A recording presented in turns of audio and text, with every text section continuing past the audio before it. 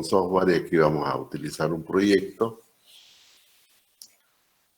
Ya les voy a pasar los requerimientos que debe tener el proyecto de curso para que ustedes lo puedan elaborar. Muy bien. Entonces, hasta la clase anterior vimos todo lo que es la tecnología, el hormigón en obra, y vimos los ensayos que se realizan del hormigón, el transporte, todo lo que tiene que ver con la puesta en obra del hormigón. Además vimos el acero que lo tienen ahí en pantalla. Esto sencillamente lo compramos y lo armamos, ¿no?, dentro de la obra, tal como está establecido en los planos de obra, que obviamente tienen que estar también, deben estar, ¿no?, deben estar definidos en todos los planos, con todos sus detalles. Y de acuerdo a esos planos nosotros armamos esto. Y luego hacemos el vaciado. No es más, así de sencillo, pero el vaciado es lo más importante porque tiene que ver, ¿no es cierto?, con la tecnología. No se olviden que el acero solamente se usa como refuerzo del hormigón. Entonces el hormigón armado ya funciona como un material compacto, resistente a cualquier tipo de esfuerzo, o bueno, para el tipo de esfuerzo en el que ha sido diseñado. Precisamente vamos a comenzar hablando de los esfuerzos. Aquí en la pizarra vamos a ver.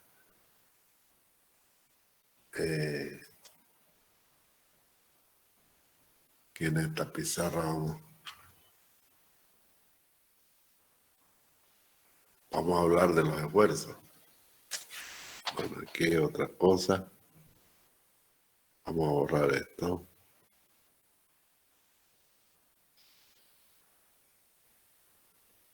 Bien.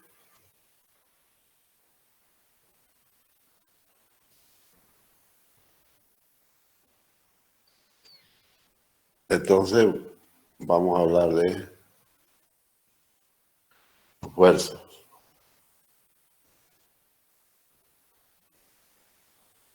Esfuerzos y deformaciones. Para entrar en materia de diseño, cálculo y diseño. Hay una máxima en el estudio de la estructura. Hay una máxima en el estudio de la estructura que nosotros en las universidades le llamamos las grandezas mecánicas. Grandezas mecánicas. ¿Qué son las grandezas mecánicas? Las grandezas mecánicas son los efectos a los que está sometida toda estructura. Fíjense que todas las estructuras están sometidas a fuerzas, sí o sí. Si no, no pasa nada, ¿no? Y debido a la fuerza hay desplazamientos, pequeños desplazamientos, ¿no es cierto? Donde se aplica una fuerza, vamos a esperar que ese punto de aplicación de la fuerza se provoque un corrimiento, un desplazamiento pequeñísimo, que no lo veamos, ¿no? Por ejemplo, en una viga, digamos así, si aplicamos aquí una fuerza, vamos a esperar que este punto se desplace, ¿no es cierto? Y por tanto aparece una deformación. Así se deforma la... Bueno, aquí aparece un desplazamiento. Llamémosle delta, o con la letra mayúscula griega, delta, y esta es la fuerza F. Entonces aparece un desplazamiento debido a la fuerza. Siempre va a ocurrir eso. Si el material obviamente lo permite, porque si el material no es deformable, pues no habrá eso. Bueno, eso ya lo sabemos, ¿no? Bueno, entonces ante cualquier fuerza habrá un desplazamiento. Eso es externo, porque nosotros lo hacemos, ¿no? Esto es efecto externo,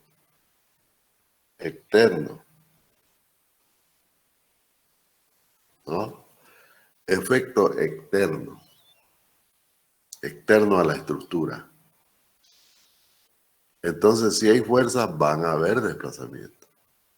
Como son varias, van a haber varios desplazamientos. Y ese conjunto de desplazamientos, ¿no? Es lo que constituyen las deformaciones. Ya son inherentes al material, ¿no? Deformaciones. ¿Se pueden calcular las deformaciones? Claro que sí. Es precisamente parte del diseño, ¿no? Limitar las deformaciones para que no ocurran fisuras, ¿no es cierto? O lleven al colapso a la estructura. Entonces ya aparecen las deformaciones que ya son internas al material, ¿no? Pero también el material no quiere ser deformado, se opone a la deformación. Esa oposición a la deformación nosotros le llamamos tensiones. También son internas, tiene que ver con el tipo de material. El tipo de material con que está constituida la estructura, los elementos estructurales, ¿no? Entonces esto es interno a la estructura. Entonces todo sistema estructural siempre estará sometido a la grandeza mecánica, cualquiera que sea. Por eso es que le llamamos la máxima, ¿no? La máxima en el análisis estructural es precisamente las grandezas mecánicas que siempre están presentes. Pero obviamente que estas grandezas mecánicas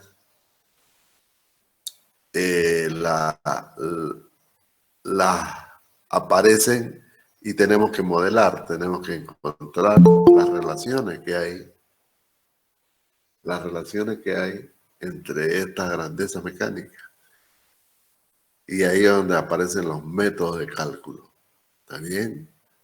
Cuando nosotros relacionamos esta grandeza mecánica, aparecen los métodos de cálculo, a partir de los cuales obtenemos estos valores. Fíjense que normalmente las incógnitas en un problema estructural son los desplazamientos. Si nosotros conocemos los desplazamientos, mediante relaciones geométricas y mecánicas podemos encontrar las deformaciones. Para eso tenemos, por ejemplo, la ley de Hooke. La ley de Hooke que dice que las tensiones es igual al modo de elasticidad de los elementos multiplicado por las deformaciones. No, y las deformaciones son función de los desplazamientos porque dependen de los desplazamientos. Obviamente que estamos hablando dentro de un campo estructural. En general, hay 3 campos estructurales. El primero es el campo elástico, donde las estructuras se comportan como elásticas, así como cuando tienen ustedes una pelota, por ejemplo, de básquet o de fútbol, lo que sea, ustedes la presionan, ¿no? Y se deforma. Si después quitan la fuerza, otra vez vuelve a ser redonda, ¿no? Es decir, hay una elasticidad. Cuando quitamos la fuerza, otra vez la estructura vuelve a su posición original, ¿no? Ese es el campo elástico. Por lo tanto, las deformaciones son muy pequeñas, igual que los desplazamientos son muy pequeños, que es lo que ocurre con el hormigón armado. Los desplazamientos prácticamente no los vemos, no los notamos, pero si colocamos aparatos de precisión para medirlo, vamos a ver que existen desplazamientos. Pero son tan pequeños que no afectan la posición de las cargas, ¿no? Pero aún así, siendo pequeños, pueden provocar fisuras, ¿no? Si es que no ha sido correctamente ejecutada la obra o correctamente calculada. Entonces ahí estamos, decíamos, en el campo de desplazamiento. El campo de los pequeños desplazamientos, las estructuras elásticas. También está el campo de las estructuras no elásticas, ¿no? Se dice las estructuras plásticas, en el otro extremo, plásticas, donde las deformaciones son permanentes. Ya no se puede obtener la estructura original, aún saquen las fuerzas, ¿no? Se queda deformada la estructura. Esas son las estructuras plásticas. Intermedio entre los dos campos existe otro campo elastoplástico. ¿Está bien? Son los tres campos de estudio de la mecánica estructural. Es así. Nosotros vamos a centrar nuestro estudio dentro del campo elástico. Va a ser así, siempre, desde hoy hasta que terminemos el curso, siempre vamos a hablar del campo elástico.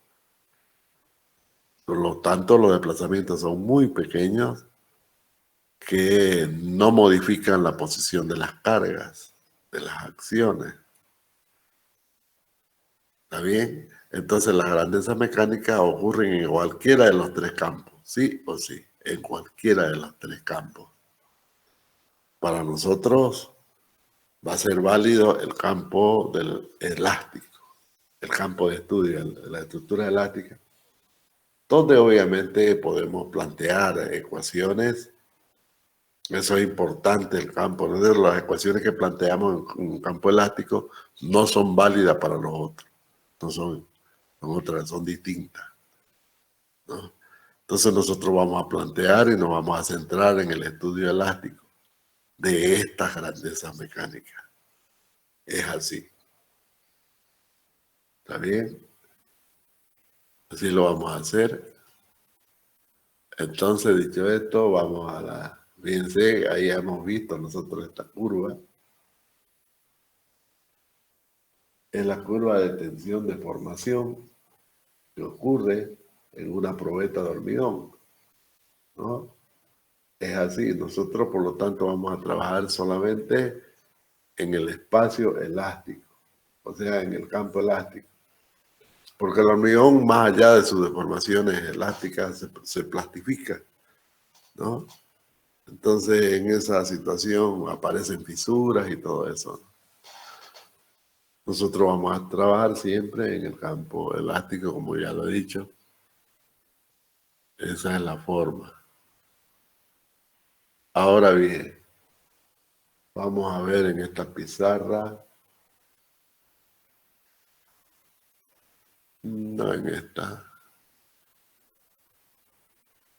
Vamos más bien a esta otra de aquí.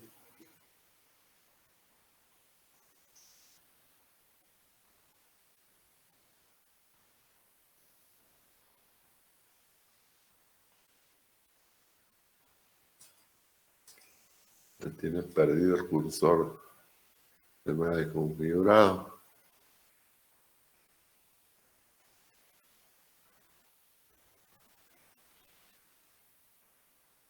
Bueno. Vamos a llevar esto.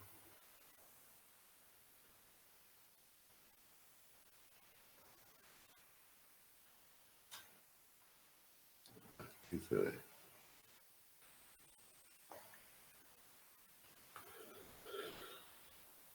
Lo que ustedes están viendo ahí es justamente lo que les decía, ¿no? Aquí en el eje vertical hemos colocado las tensiones y en el eje horizontal las deformaciones. Entonces, fíjense, cualquier material tiene una curva así como esta. El hormigón, el acero, siempre habrá una curva de tensión de formaciones, ¿no? Es una función matemática que obviamente la obtenemos en los laboratorios, donde hacemos el ensayo.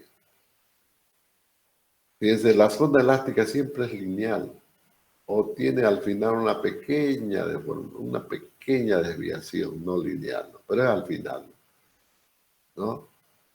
Se llama límite elástico, la letra E, hay un punto ahí donde termina la elasticidad del material, ¿no? Antes hay un punto de proporcionalidad, la P, que es la que define exactamente la zona donde vamos a trabajar. ¿Está bien? Vamos a darle curso a su compañero. Ahí está. Entonces, está claro que esa es la zona elástica. Vamos a utilizar el dibujo. Aquí está la zona elástica. Todo esto de acá. Esa es la zona elástica. Luego viene la zona elastoplástica que les comentaba, que es una, ¿no? Es intermedia. También se puede hacer diseño acá, se hace. Hay métodos de diseño y cálculo estructural en esta zona. Y finalmente tenemos la zona plástica, que es donde se producen grandes deformaciones y desplazamientos. También existen métodos para hacer cálculo estructural en esta zona. Bien, las estructuras nuestras trabajan en esta zona.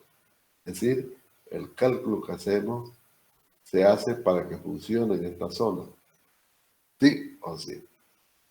Pero podemos hacer cálculos en rotura nosotros, en esta zona, en zona plástica. Cuando vamos, podemos hacer cálculos, ¿no? ¿Cómo podemos hacer cálculos en esta zona? ¿Cómo podemos hacerlo? Elevando las cargas. Supongamos que una carga, supongamos que una acción, ¿no? Es, por dar un ejemplo nomás, por dar un ejemplo, supongamos que una carga es de 300 kilos. Es difícil dibujar con el cursor, ¿no? Kilogramos. Suponiendo que es 300. 300 para que la estructura trabaje en la zona elástica. ¿Entiendes, no? Se llama acción de servicio. Ocurre cuando la estructura está trabajando en su zona elástica.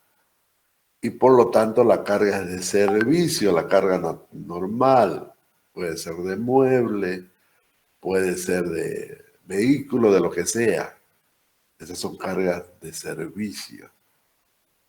Y bajo esa carga de servicio, el material se comporta siempre como un material elástico. ¿Está claro, no? Siempre. ¿Cómo hacemos entonces para hacer el cálculo a rotura? Evidentemente lo que tenemos que hacer es multiplicar este valor, ¿no?, por un valor, llamémosle, ese es variable, ¿no? Llamémosle gamma o cualquier letra, tal que al aplicar ese coeficiente, es un coeficiente, ¿no?, a la carga, un coeficiente de mayoración se denomina, se aumenta la carga. ¿Está bien? Aumentamos la carga de tal manera que la carga que ocurre es para que el material, en teoría, quede en la zona plástica, la zona de rotura. ¿Está bien? Y fíjense que el límite de esa carga, de esa acción, será el punto que está arriba que dice L', ¿no? Este puntito de aquí. Ese será el límite. Aquí. Porque de ahí para allá ya no sirve, definitivamente el material colapsa en su totalidad. Está claro, ¿no? Entonces vamos a admitir a tu compañera. Entonces, lo que hacemos es mayorar las acciones de servicio de tal manera que, en teoría, la estructura no llegue a su límite máximo. Obviamente eso va a ocurrir en la zona plástica, lo entendemos así.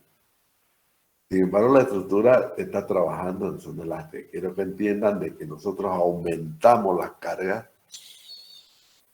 de modo que en ese momento, cuando ocurre esa carga ya aumentada, va a fallar. Obviamente la estructura va a estar en su límite plástico, ¿no? No, ni siquiera en el límite elástico, más allá del límite elástico. Va a estar en un estado prácticamente de rotura cuando comienza a colapsar. Ahí calculamos la estructura del medio armado. También se suele denominar estados del límite último. También. ¿Está bien?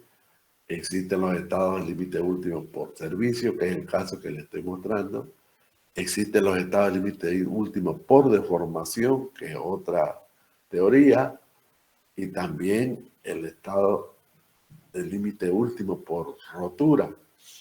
Entonces, bajo esas tres situaciones que son las mismas, prácticamente las mismas, se formula, se hace el análisis para obtener fórmulas de diseño. Eso es lo que hacemos. Entonces, no, pero no se olviden que no es que la estructura vaya a romperse, no es así. Sino que la teoría de diseño nos lleva a estos estados límites, a partir de los cuales hacemos los cálculos. Pero ya sabemos que la estructura no va a funcionar ahí. La estructura debe funcionar en la zona elástica, siempre. Siempre será así. Es por eso que aparecen los coeficientes de mayoración. Vamos a ver que en nuestras fórmulas, inclusive en el programa mismo nos lo va a decir, las normas también nos lo dicen, los coeficientes de mayoración de acciones dependen de las situaciones de estas acciones. Pero también hay coeficientes de minoración de tensiones. O sea, aparte de elevar las acciones, ¿no es cierto?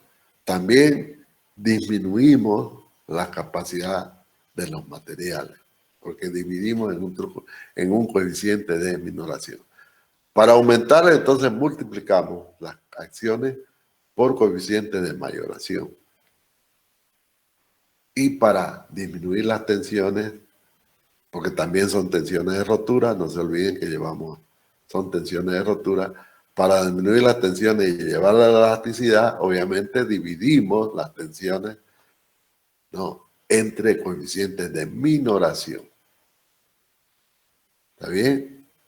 Entonces quiero que quede claro, no es que los coeficientes son de inseguridad como todo el mundo, al menos la gente que no sabe lo dice.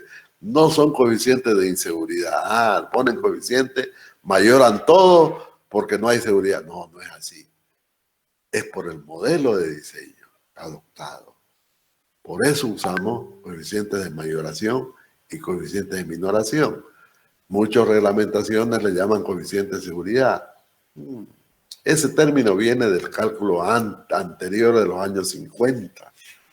Antes de los años 50, los modelos que se usaban solamente eran válidos aquí en esta zona elástica. Solamente ahí se hacían los modelos, inclusive los modelos matemáticos.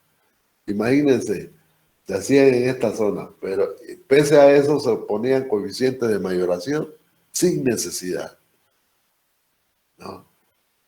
Así venía la teoría, porque obviamente en esa época no teníamos computadoras, no teníamos más estudios del comportamiento del hormigón, etcétera, etcétera. Entonces, posterior, inclusive eso fue antes de los 30, de los años 30.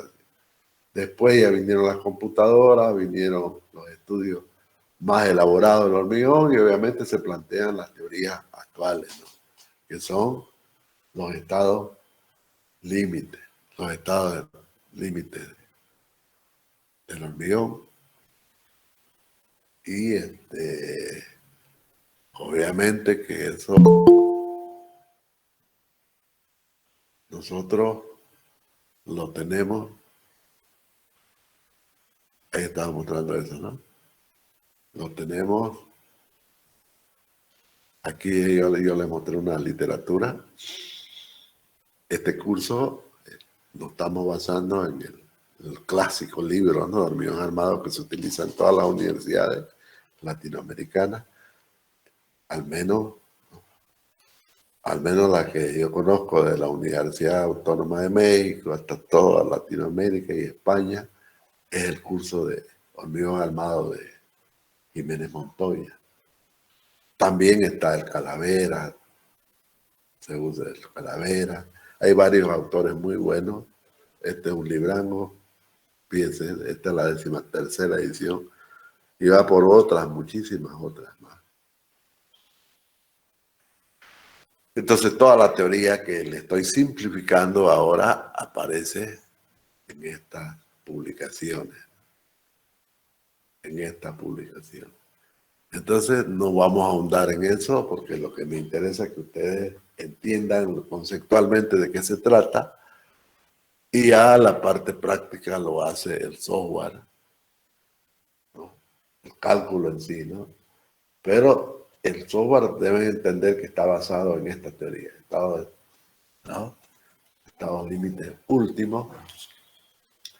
Y si bien no se ajusta exactamente a la norma boliviana actual, pero sí se ajusta a la norma europea, el software que yo veo, se ajusta a la norma europea, que es la que usa la Unión Europea actualmente.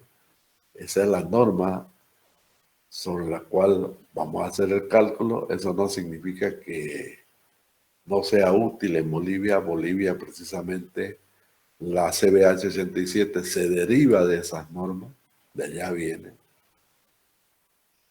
En Santa Cruz se utilizan las normas que recién han sido aprobadas por el NORCA, ¿no? Pero es solamente en la ciudad de Santa Cruz. En el país, en otras partes del país, en La Paz, en Cochabamba, se utiliza la CBH 87. O sea que nosotros podemos usar nomás la CBH 87 porque es una norma que no ha sido abrogada, sí es vigente. Es solamente en Santa Cruz que aparece otra alternativa que deriva de la ACI, que es la norma norteamericana. No sé por qué los motivos, pero está así. Seguramente porque en los Estados Unidos hay mejor tecnología, pero fíjense que no hacemos lo mismo. Creo que más cerca está España que Estados Unidos de nosotros en tecnología. Entonces, no es tan así, pero así está la figura y hay que utilizar la norma que establece las autoridades, ¿no es cierto? Eso en cuanto a las obras grandes. Estamos hablando de los edificios, las torres que ven por todas partes, los puentes y todo aquello. Pero estas estructuras pequeñas que nosotros vamos a hacer en este curso, inclusive no necesitan no necesitan de aprobación, digamos, de entidades del Estado que tienen que ver con las estructuras, ¿no? No es necesario. El reglamento nos permite a los arquitectos realizar este tipo de obras pequeñas en hormigón armado y por lo tanto podemos usar la ACI o podemos usar igual la norma española o la norma europea, ¿no? No hay ningún problema. Por eso es que el software que vamos a usar, ¿no? lo podemos, lo podemos aplicar directamente acá. Porque el sistema estructural que vamos a calcular es de obras pequeñas, donde no se necesita, como se dice, la firma de un ingeniero estructural. No, no es necesario. Solamente un solo arquitecto lo puede hacer todo. Y de eso se trata el curso, de que nosotros podamos hacer nuestras obras pequeñas, solamente nosotros, sin la intervención de ningún otro, ¿no? Profesional, solo nosotros. La planificación, la ejecución y todo lo que tiene que ver con la construcción de una obra. Eso es así. Esa es la idea. ¿Está bien? Entonces queda claro que vamos a usar los métodos de estado límite último. Y también vamos a darle paso a su compañero. Ya está. Y también la estructura sabemos que va a funcionar siempre en la zona elástica. Eso es. ¿Está bien? Bueno, dicho esto, vamos a ver si esta pizarra...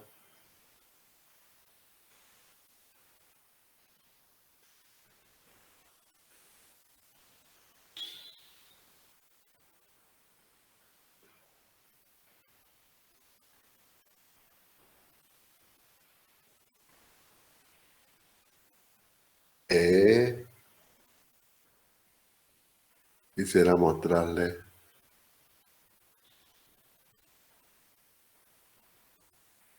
las hipótesis. ¿Cuáles son las hipótesis que se plantean para todo el modelo de diseño que vamos a ver? ¿No? Aquí podemos poner uno. Primero la linealidad. Es lo que vieron en la curva. Vamos a trabajar solamente vamos a trabajar en la zona elástica. Esa es la linealidad. Por lo tanto, es aplicable la ley de Hooke. ¿Mm? Así se escribe. Hooke, creo que hay dos O. La ley de Hooke. Tercero, se supone material elástico. ¿Está bien? Material elástico.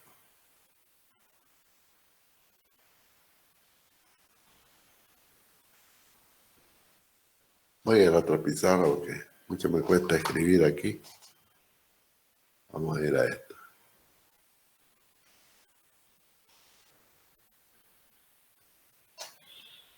Sencillamente lo ocultamos esto. Bueno. Entonces, linealidad, aquí más fácil.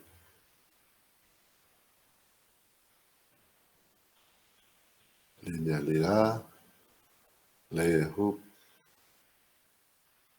Creo que es con dos O, no me acuerdo. Van a disculpar si es con una o no. Material elástico. Eso va con la ley de Hooke, ¿no? Que el material es elástico. Pequeñas deformaciones. Pequeñas deformaciones.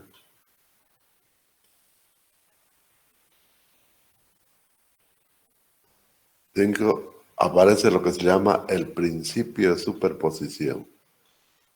¿Por qué? ¿Qué significa esto? ¿Qué significa el principio de superposición? Superposición. Como las deformaciones son pequeñas, se puede analizar la estructura cargada o sin cargar, es lo mismo. Geométricamente no pasa nada. Eso significa el principio de superposición.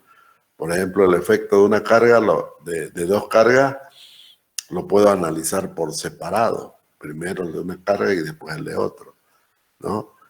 Y luego hago la suma sencilla. Entonces, ese es el principio de superposición, porque las deformaciones son pequeñas, ¿no? Sigue la ley de Hooke y además estamos en el campo elástico, la linealidad, ¿no? Y el 6 tiene que ver con el tipo de elementos largos que vamos a ver casi en todos los cursos, las vigas, las columnas, ¿no? El principio de Navier. El principio de Navier es muy importante porque tiene que ver con la deformación de la sección. Ya estoy hablando de la sección, ¿no? Por ejemplo, la sección de una viga rectangular. Cuando ocurre la deformación, pues la sección se mueve, gira, ¿no?, alrededor de un eje. Lo que dice Navier es que esa sección permanece plana antes y después de la deformación. ¿Eh? Entonces eso garantiza que exista uno y solo un eje neutro. El eje neutro, ya vamos a ver enseguida, tiene que ver con la zona comprimida y la zona traccionada en una viga, por ejemplo, de hormigón o en una columna. ¿Qué zona está comprimida y qué zona está traccionada? ¿No? Eso lo podemos ver más claramente. Lo vamos a ver aquí. Y lo vamos a ver.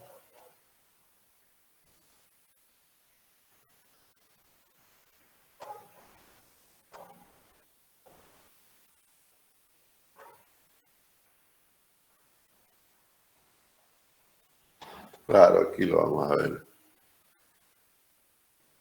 Puede verse esto. Ahí vamos a borrar eso que está rojito ahí. Vamos a utilizar esta precisamente. Vamos a utilizar este lápiz. Precisamente el color. Ya ese color. Esto de acá, fíjense. A raíz de la fuerza se produce la flexión, ¿no? La zona de arriba de la flexión, esta zona de acá, está comprimida. ¿Desde dónde está comprimida? Desde el llamado eje neutro, ¿no? Desde ahí.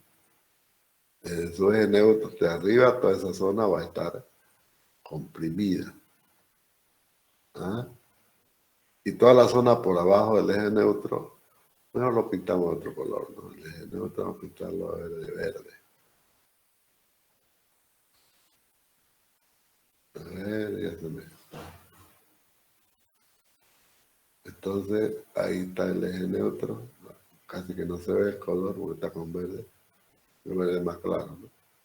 Pasa por en medio, ¿no? O era con negro, ¿no? Mucho mejor.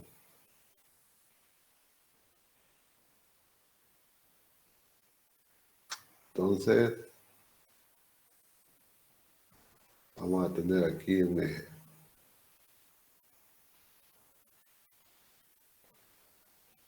Se llama eje neutro porque arriba, toda esta zona de acá va a estar comprimida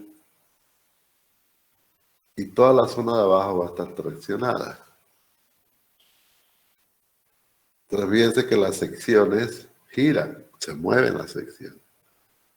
Lo que dice Navier es que esas secciones permanecen planas y eso garantiza la existencia de un solo eje neutro. Porque si se deformaran las secciones aparecerían varios ejes neutros y obviamente la cosa no funciona, ¿no? La teoría, las fórmulas no funcionan. Eso es. Y todo lo demás son las otras tensiones que aparecen. Nadie sabemos que la tensión con presión es así, como lo ven arriba, como se ve en esta figura. Las columnas, por ejemplo, están sometidas a compresión. Las cargas son sobre el eje neutro, ¿no? Esto de acá es tracción, se estira la pieza, ¿no? En ese caso estamos hablando de los cables, por ejemplo, los cables que sostienen los puentes, los puentes con cables están traccionados. Casi que nosotros no usamos en los edificios los cables, pero por ahí seguramente cuando hacemos estructuras postensadas tengamos que usar cables, pero eso es otra cosa. No forma parte de este curso, pero por ahí puedo mostrar algo relativo al postensado, ¿no? Que se usa bastante actualmente, sobre todo en los edificios, ¿no? En los edificios altos, digo, ¿no? En la vivienda, no. Este es el esfuerzo de torsión, ¿no? Donde el material se distorsiona, hay una distorsión del material, ¿no? se produce entonces alrededor del eje neutro, la torsión. Y este es el esfuerzo de corte. Se trata de separar una sección respecto de la otra. Esos son los esfuerzos que vamos a ver normalmente en los elementos vigas de nuestras estructuras, ¿no? Que van a ocurrir. Aquí hay unos ejemplos. Aquí está, aquí se lo ve, aquí se ve más clara la torsión, ¿no? Ese es el esfuerzo de torsión. El cortante, lógicamente, separa las piezas en dos, ¿no? Es así. Aquí está la tracción, arriba, ¿no? Y aquí está la compresión. Un caso de flexión es cuando, ¿no? Flexionamos una tabla de trampolín, ¿no? Ahí ocurre.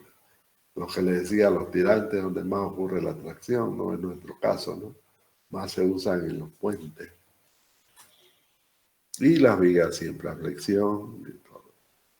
Ya sabemos que las cerchas solamente están a tracción, a compresión y tracción, a las dos. Entonces, esta barra de abajo están a tracción y estas barras verticales están a compresión. Eso es así. Por otro lado, tenemos los estados de tensión pura, de flexión. Fíjense que, como les decía, hay un eje neutro, como se ve aquí. Se puede ver un eje neutro. El momento siempre lo representamos con esa flecha curva, pero en realidad es un par. Imagínense que esa flecha significa los dedos de la mano derecha girando en un sentido, y la dirección del vector, ¿no? De esta fuerza, o siguiendo esa regla para este vector a la derecha, el pulgar apunta hacia arriba, ¿no? En realidad esa es la dirección del vector momento, es hacia, saliendo de la pantalla, ¿no? Saliendo de la pantalla y los dedos girando en forma antihoraria. Y si hacemos girar los dedos en forma horaria, el dedo pulgar va a salir de la pizarra. Da la dirección positiva de los esfuerzos flectores. Y lo representamos, fíjense, la tensión que ocurre dentro del material debido a los momentos aparecen a la derecha, ¿no? Esto que ven aquí es el estado de tensión. Fíjense cómo va variando la compresión, la parte de arriba que está comprimida desde cero. Es decir, el eje neutro se llama por eso se llama eje neutro, porque no hay tensión ahí, no existe tensión ahí. La tensión es cero. Pero a partir de él hacia arriba la tensión va aumentándose hasta un máximo, que ocurre en las fibras superiores de la pieza. Del eje neutro hacia abajo, la tensión es negativa, es tracción, ya no es compresión, ¿no? Es tracción, y la tracción máxima ocurre en las fibras inferiores. Entonces, este diagrama, así como lo ven, así como está mostrado, se llama diagrama de tensión de formación de una sección del hormigón. Fíjense que ese diagrama va a variar, eso es para una sección cualquiera. Lógicamente que ese diagrama va a variar, pero fíjense que entre la tensión máxima de tracción y la tensión máxima de compresión hay una recta, ¿no? Quiere decir que este material es 100% elástico. Entonces, como nosotros estamos estudiando el hormigón, que no es elástico en sí, ¿no? Esto no va a ser recto, sino que va a ser una curva que la podemos adoptar. Puede ser una curva parabólica, puede ser un diagrama rectangular, ¿no? En fin, hay varias formas de suponer un estado de tensión de formación. Y a partir de ahí es que se obtienen las fórmulas para cada una de las condiciones, ¿no? De las condiciones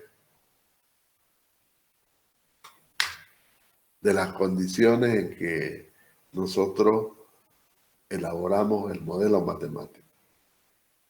Aquí aparece un cálculo con una flexión pura, ¿no? Pero siempre suponiendo una recta.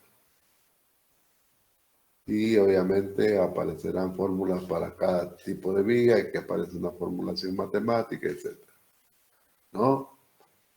Entonces, así funciona. En el caso de los hormigones, vamos a ver que estas tensiones, vamos a tratar de demostrarla acá. A ver, más abajo.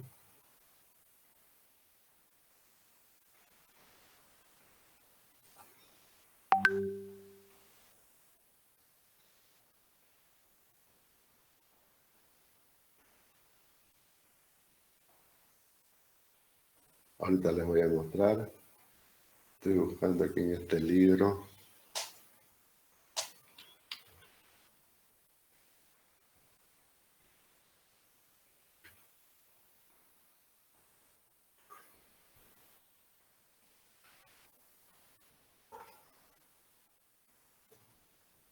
Y a ver.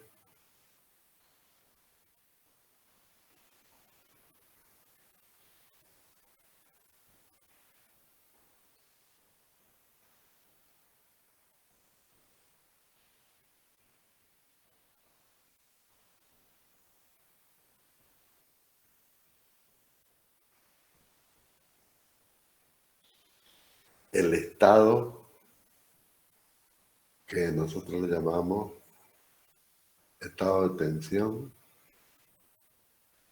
de formación.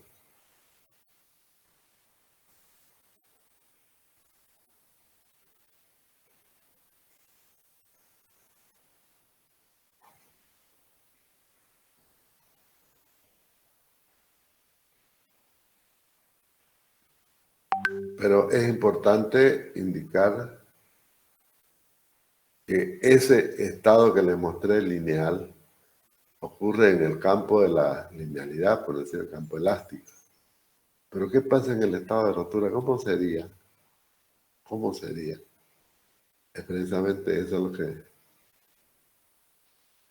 lo que se trata de estudiar, ¿no? En esta parte es determinar cuál es el estado real de la tensión y deformación en el momento de la ruptura o en los estados límites últimos, ¿no? ¿Cuál es?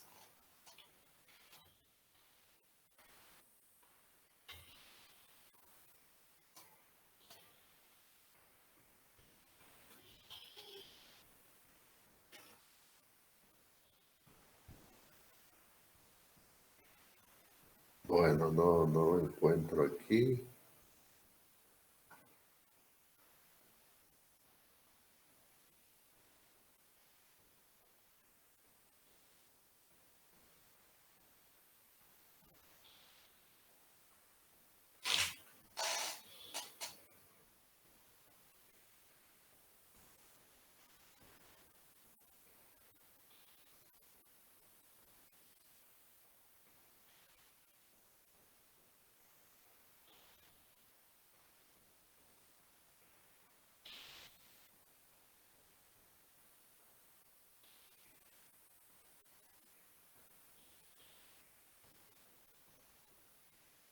Los estados límites últimos.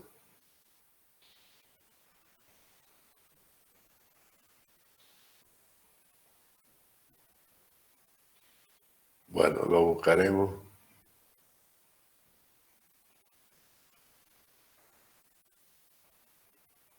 Lo tendremos que...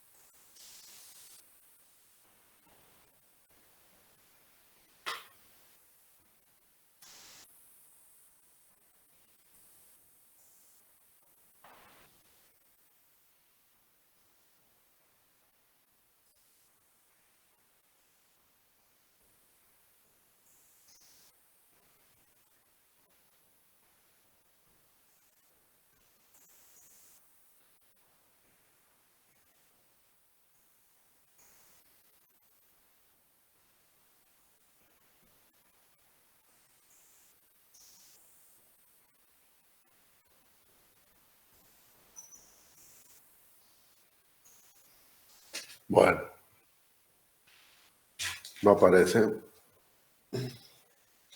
pero lo podemos dibujar aproximadamente aquí. Lo que voy a hacer es utilizar esta pizarra y vamos a... Es una cosa sencilla, ¿no? Es simple y sencilla. Vamos a ocultar esta pizarra de aquí. Y vamos a crear otra. Entonces, si nosotros tenemos, ya sabemos la viga, vamos a hacerlo con negro. Tenemos la viga o el elemento, cualquiera que sea, ahí tenemos una sección, ¿no? Bueno, vamos a seguirla viendo de perfil la sección. Entonces, ¿qué es lo que hacemos? Ahí está la sección. Hay un eje neutro, ¿no es cierto? Hay un eje neutro. Si es lineal, le decíamos que es una recta, pero nosotros podemos considerar una curva. En el momento de la rotura no tiene por qué ser recto. Y lógicamente, en el momento de la rotura, la tracción es totalmente cero en el hormigón, ¿no? ¿Quién la va a soportar? ¿Quién va a soportar la tracción? La tracción tiene que soportarla la barra de acero, que la colocamos en la zona traccionada. Entonces ahí aparece, sí, la tracción, ¿no es cierto? De sentido contrario, pero es puntual porque es una barrita. Ese sería, fíjense, así de sencillo sería el diagrama de tensión de formación para un estado de rotura, pero quizás no sea así. Pero de repente puede ser tener otra forma, ¿no es cierto? Por ejemplo, puede ser así, con la ida. Y que pues aquí está el eje neutro y aquí estará la del acero, ¿no? O tal vez puede ser que se considere un diagrama rectangular, ¿por qué no? Las tensiones son uniformes a partir del eje neutro, el momento de la rotura, y aquí estará la tensión del acero. Entonces, habrán varios modelos de diagrama tensión de formación en el momento de la rotura o en la zona plástica del hormigón, cuando ocurra eso, ¿no es cierto? Entonces, fíjense que cualquiera sea la forma del diagrama que se adopte, vamos a tener, para cada forma vamos a tener fórmulas distintas. Por eso es que vamos a ver que hay varios tipos, o mejor dicho, varias fórmulas para calcular, ¿no? En particular, la norma exige determinados diagramas de tensión de formación. Y eso ya lo vamos a ver con el software. ¿Cuál es el diagrama que vamos a utilizar o que utiliza el software? Permite hacer esas modificaciones en función a la norma elegida.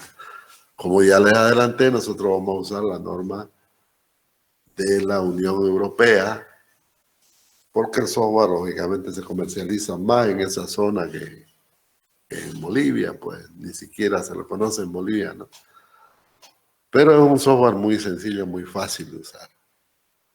Entonces, todas estas consideraciones que son absolutamente teóricas, nosotros las vamos a ir viendo en el transcurso de las siguientes clases. ¿Está bien? Por el momento vamos a quedar ahí. Este es introductorio, ¿no? Sobre lo que se basa la metodología de cálculo y diseño de estructuras de hormigón armado que vamos a ver en este curso para pequeñas obras. Eso es así. Ya para grandes obras vamos a tener que usar las normas bolivianas y obviamente el software que se usa en ese caso, estamos hablando de las torres, estamos hablando de edificios altos y todo, o sea, el CIPCAP, ¿no? Que aquí no tiene sentido usar un software muy desarrollado para ese tipo de estructuras. Aunque el software que vamos a usar acá también se puede utilizar en edificios altos, pero no se adecua a la norma boliviana.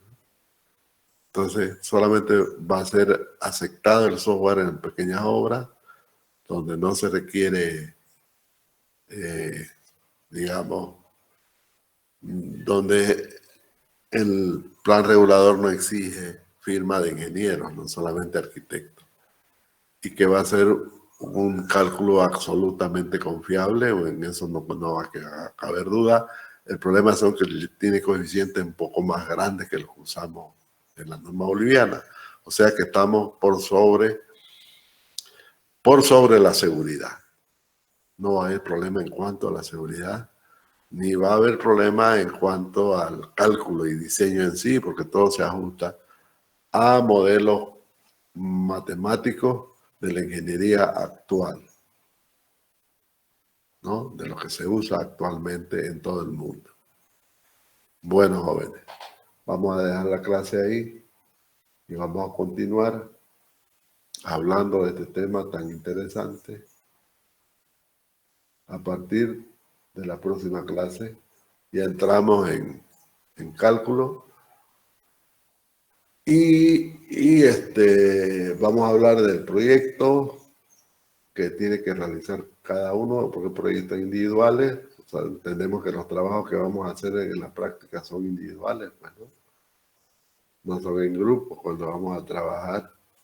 Entonces tienen que aprender a trabajar solos en esta parte, porque cada uno es responsable de sus actos profesionales por cuenta propia. Bueno, vamos a dejar entonces la clase por hoy. Si tienen alguna consulta, háganla ahora. Preguntas, jóvenes. ¿Se oye? Todo en orden y ¿Todo bien? ¿Todo claro? Ahora lista. Me olvidé de la lista, no vamos a pasar lista ahora. Vamos a pasar a la próxima clase la lista. Ya tantas clases que me han pasado sin lista que me olvidé de la lista, ahora ni siquiera la programé. Entonces van a disculpar, la próxima clase vamos a comenzar a tomar lista. Así que tienen que estar atentos. Preguntas sobre los temas que hemos visto. Es muy sencillo, yo no he querido meterme muy a fondo, por lo que obviamente necesitamos conocimiento de resistencias avanzados, ¿no? De resistencias materiales para poder explicar las fórmulas y todo aquello. De todas maneras, el que quiera ver la fórmula, el formulismo de todo esto, lo van a ver en el libro, que lo vamos a poner ahí en la plataforma. Todo se va a hacer en la plataforma de la universidad. Yo siempre ingreso a la plataforma a la cual ustedes tienen que ingresar periódicamente para ver las tareas y todo eso.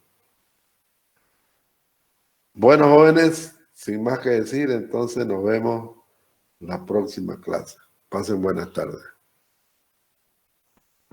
No, ingeniero. Hasta luego, ingeniero. Hasta luego. buenas tardes, Hasta ingeniero. luego. Hasta luego.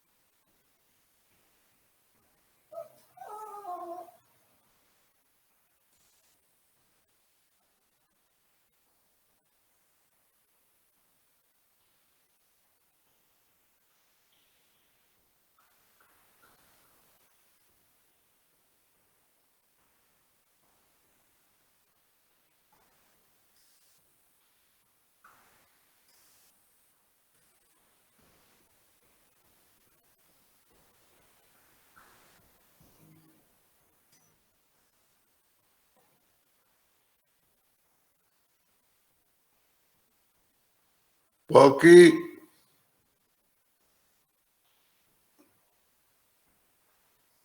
Poqui.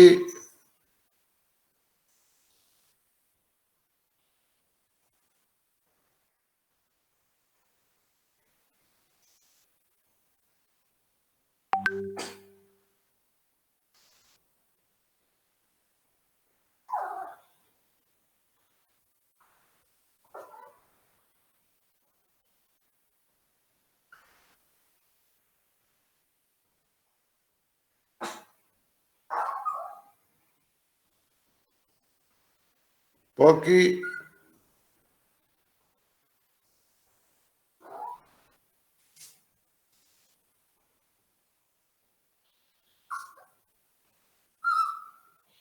¿Qué de Poqui?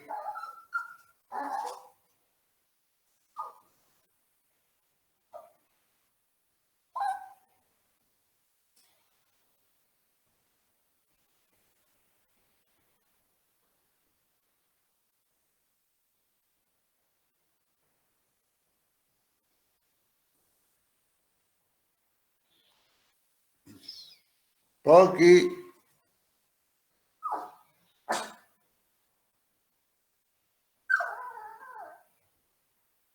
¿Dónde está Poqui?